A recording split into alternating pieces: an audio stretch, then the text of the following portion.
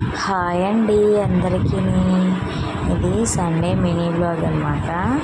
మా husband chicken dum biryani taste అయితే చాలా బాగా చేస్తారు, కానీ ఎప్పుడూ టేస్ట్ చేయలేదు. మటన్ దమ్ బిర్యానీ కూడా టేస్ట్ చేసి చూపిస్తాను అన్నారు అనమాట.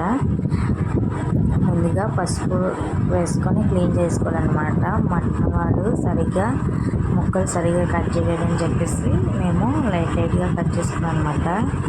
తగినంత కారం, అల్లం వెల్లుల్లి పేస్టు, గరం మసాలా పౌడర్, తగినంత సాల్ట్ వేసుకొని నిమ్మరసం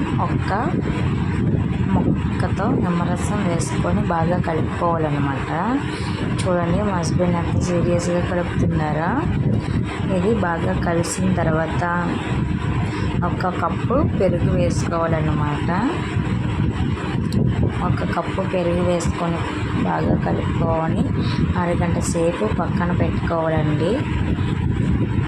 ఉప్పు, కారం ఇవన్నీ బాగా ఇంకుతాయి అన్నమాట. ఆనియన్స్ పొడుగుగా కోసుకోవాలి, పచ్చిమిర్చి కూడా పొడుగుగానే కోసుకోవాలన్నమాట. కానీ మా హస్బెండ్ మొత్తం పూర్తిగా కోయకుండా పొడవుగానే లైట్గా మిరపకాయ బజ్జీలకి ఎలా చాక్తో కట్ చేస్తారో అలా కట్ చేస్తారనమాట.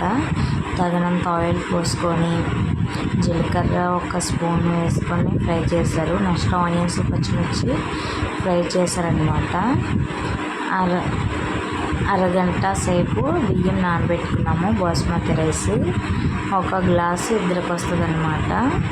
మేము మార్నింగ్కి నైట్కి కూడా అని చెప్పేసి 2 గ్లాసులు వేసుకున్నాం అనమాట. మటన్ ఏమో 1/2 కేజీ తెచ్చారనమాట మా హస్బెండ్. ఆనియన్స్, పచ్చిమిర్చి బాగా ఫ్రై అయిన తర్వాత మటన్ వేసుకొని ఫ్రై చేసుకోవాలన్నమాట.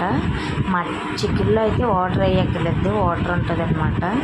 కానీ ఫ్రై చేసినప్పుడు మటన్లోని గ్రేవీ తప్పల్లోని 1 గ్లాస్ వాటర్ వేసుకున్నాను అనమాట, బాగా కుక్ అవుతుందని. నెక్స్ట్ మసాలా దినుసులన్నీ వేసుకొని బియ్యంలోని వేసి ఉడకబెట్టుకున్నాను అనమాట. అన్నం ఉడికిపోయిన తర్వాత అన్నము 5 మినిట్స్ ఉడకాలన్నమాట. నెక్స్ట్ రైస్ ఉడికిపోయిన తర్వాత మటన్ ఉడికిన తర్వాత మటన్ మీద రైస్ వేసుకోవాలన్నమాట. కానీ వీడియో మిస్ అయిందనమాట. టేస్ట్ అయితే చాలా బాగుంది, బాగా కుక్ అయింది కూడా. ఫస్ట్ టైం చేసుకున్నాండి. Bye bye.